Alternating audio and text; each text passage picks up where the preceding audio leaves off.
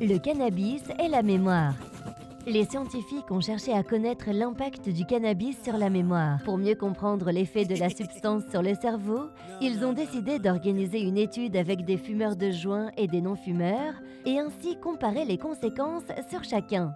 Les chercheurs s'intéressent particulièrement aux incidences sur la mémoire de travail, qu'on appelle également mémoire à court terme.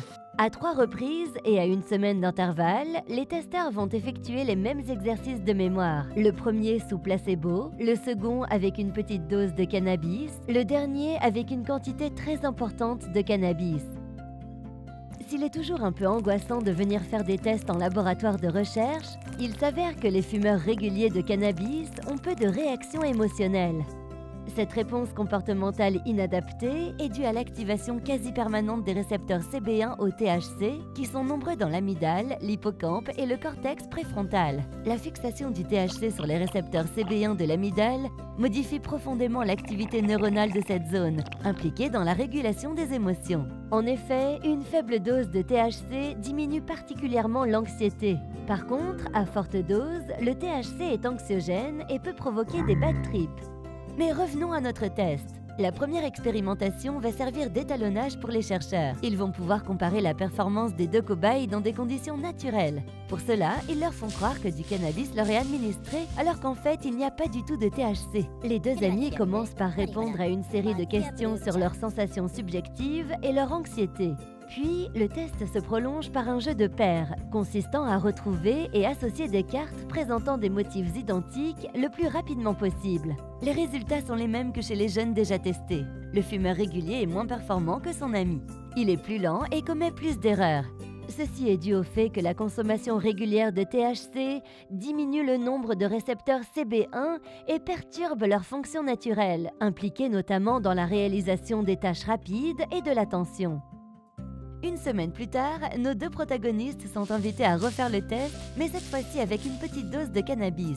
Les chercheurs vont pouvoir observer l'effet du cannabis pris occasionnellement sur le fonctionnement de la mémoire à court terme et les fonctions exécutives comme l'attention et la concentration.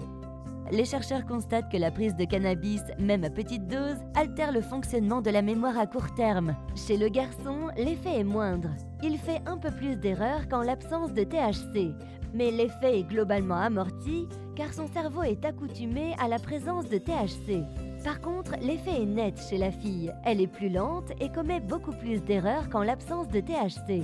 Pour comprendre ces résultats, il faut s'intéresser à ce qui se passe dans l'hippocampe. De la même façon que pour l'amygdale, le THC va se fixer sur les récepteurs CB1 et les activer. Ceci expliquerait l'altération des capacités de mémorisation.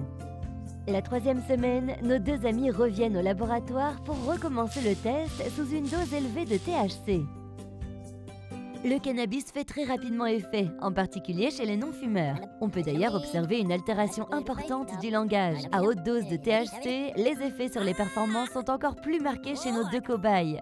Comme lors de l'expérience précédente, les effets se remarquent davantage chez les non-fumeurs que chez les fumeurs réguliers. Toutefois, la consommation régulière de cannabis va altérer le fonctionnement global de la mémoire à long terme.